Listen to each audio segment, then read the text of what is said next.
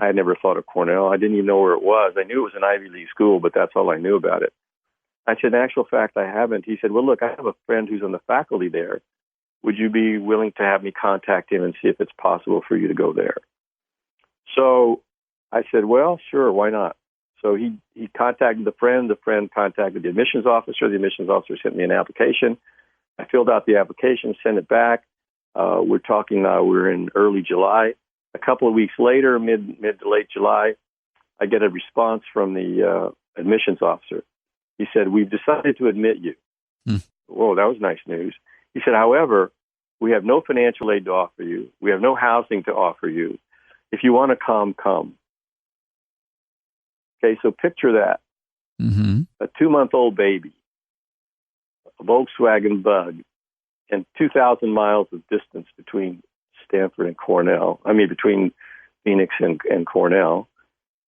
And no guarantee of financial aid, no guarantee of housing, etc.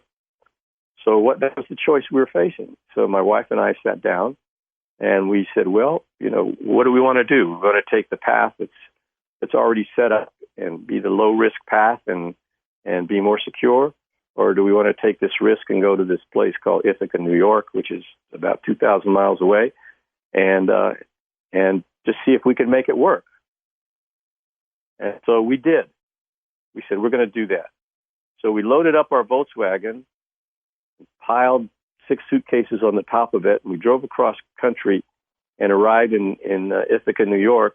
And I went to the housing office in Ithaca, New York, and I walked in, and there was this woman standing behind the counter, and I said, I just arrived from Phoenix, Arizona with my 2-month-old baby and my wife, and I need housing. So she looked at me, and I could see the wheels turning in her head, and her thinking, this guy has got to be insane to do something as crazy as that, with a little baby. Right. She literally stared at me for, I thought it was about 5 minutes, but it was probably only 30 seconds. And then she turned around and said, just a moment, and then went and talked to a woman that's sitting at the desk who was her supervisor. They talked back and forth, and she came back and she said, look, a doctoral student just flunked their oral exams and they're leaving their apartment, and so we'll give it to you. Oh, wow. So that was the beginning of the risk, being reduced, the impact of that risk. But we didn't know that when we took that risk. And so the willingness to take risks is really an important part, I think, of being successful in anything. My view is that the times that I've had to really sort of plan out my life for 5 or 10 years in the future, when I tried to do that, it never worked.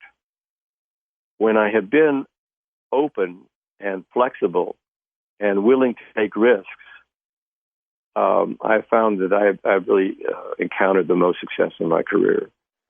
So I believe that's an important facet of what it takes for an entrepreneur to be successful is the willingness to take risks.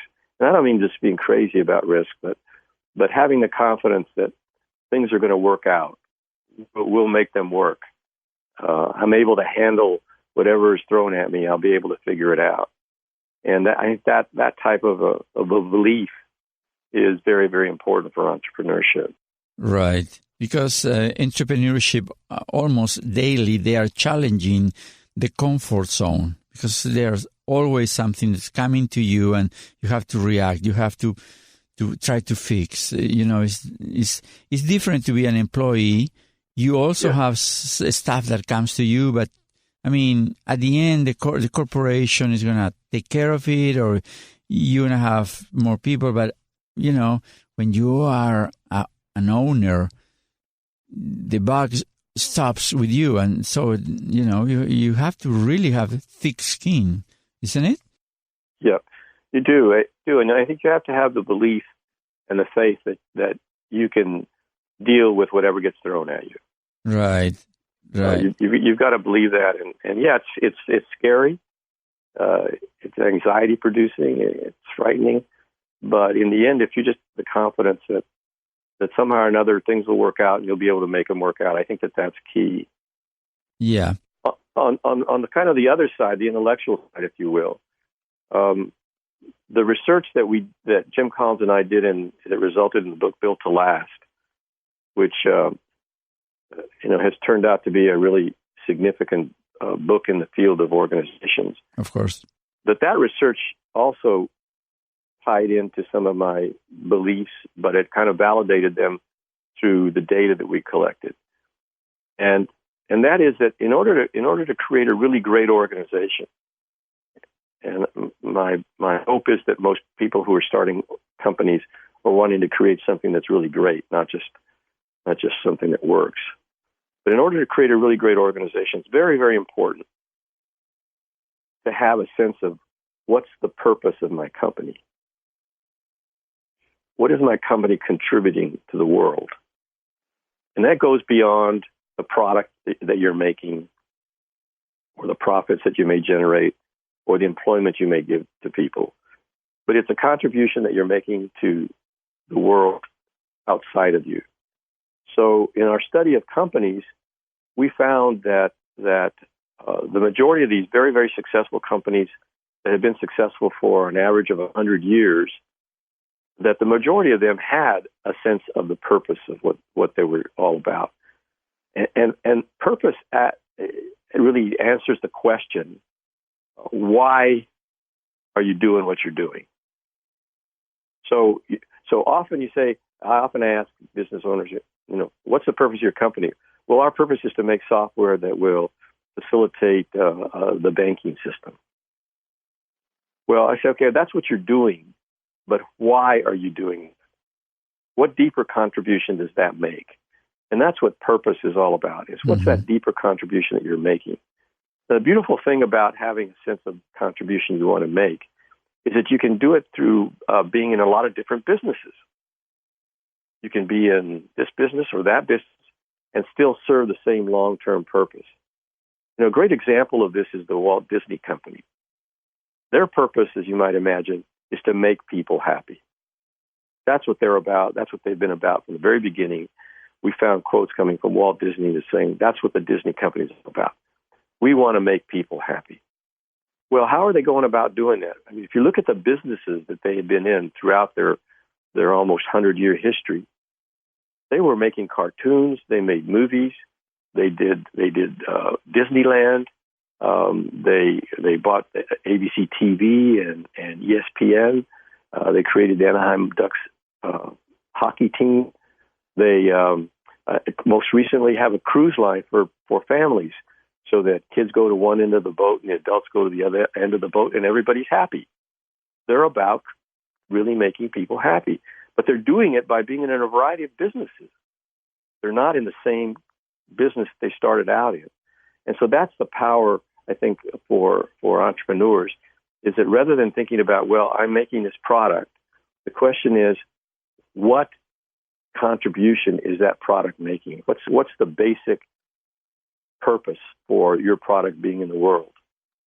And I think that the clearer that is in people's minds, the more they're able to shift from whatever product they may have started out with, which may or may not be accepted by the market, to another product or approach or service that is more rewarded by the market, and that new product or service still serves the same purpose.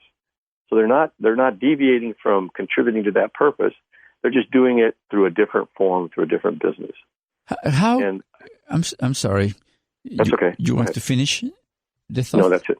Okay. So how can we apply? This is wonderful, but how can we apply what you're saying to a small business, restaurant, tire services, or? Well, you get whatever the small business is doing, whatever their service or their product, and the owner needs to sit down, or the founder needs to sit down, and most important, maybe the founding team needs to sit down and ask themselves, why is it important for us to do what we're doing? What would the world lose if we were not doing what we're doing? And the answer to that question is a very unique answer for each organization, because it starts to tap into what the individuals who started this organization think is important. It really starts to tap into what kind of contribution do they, as individuals, want to make into the world. So pushing yourself and your management team to deal with that question and to come up with something that's deeper and more profound is really the mechanism and the means through which you can begin to understand what the purpose of your company is. So it's this questioning of why. Right. Now, even I was thinking while you were telling us all this amazing line of thinking, and I was even thinking, okay, I have a laundry. I just open a laundry in the corner of my neighborhood, and even that small business, it should have a purpose, Exactly. that goes beyond just, washing clothes and all clothing and all that stuff. I need to, what is the purpose of my business? And that's the answer. That's a question that we need to answer, better say, in order to take it to the next level and have a more fulfilling life, una vida más entera, más rewarding. That's exactly. And let's take that laundry as an example. So you got a laundry. Okay, so what do you do in this laundry? Well, you clean people's clothes. Well, why is it important to clean people's clothes? Mm-hmm. Well, when people have clean clothes, they tend to feel better about themselves. Well, why do you want to make them feel better about themselves? Well, I want to make them feel better about themselves so we can have healthier, safer communities. And the community that I'm in will be healthier and safer by my running a laundry and cleaning people's clothes. That's a very simple type of example of how you move from what it is that you're doing to a more fundamental contribution that you're making. So you're helping people feel better about themselves and therefore have a healthier, safer community because they have clean clothes. That's right. And also applies to a restaurant. Why to have a restaurant and what's the purpose of my restaurant? It's not only feeding people, but, probably the people is going to be happier. It's going to be, I want to give the best food possible or whatever. So I think that gives like color to a black and white picture. Exactly. And the role of this notion of purpose is so powerful in my mind because it drives not only what the organization does, but it should drive who the organization hires, who are the people who are involved in the organization. They ought to also believe that that's an important purpose so that you get much, much more energy in your company. You get much more contribution in your company. You get much more total immersion by the people who work in the company to make the company successful in doing what it's doing to fulfill a purpose. You get much, much better performance if you have a clear purpose and the people in the organization really buy into it and have it as a purpose in their life and in their guts. So that's what you mean by organizational behavior and change. Because I guess that anybody that has a business owner, a small business owner, medium size, whatever, if we have a clear purpose, our behavior is going to change. It's going to be probably more meaningful, and then that change is going to be translated or projected into the community, whatever market we are serving. That's so interesting. Do you think, I was thinking also, do you think that to be successful in business is more something like luck, or you need to be well prepared, you need to be resilient? How do you see that? I think it's all of the above. I think you have to. I think you have to have luck. I think that's important to have luck. But I think it's also very, very important to be committed to what it is that you're trying to contribute. I think it's important to not give up. To take the blows and continue fighting and working to trying to make it happen. So to be perseverant, I think that's really important. Commit yourself to hard work to making it happen. I think that's important. And I think that it's also really important to understand that what you're trying to do is put together a group of people who are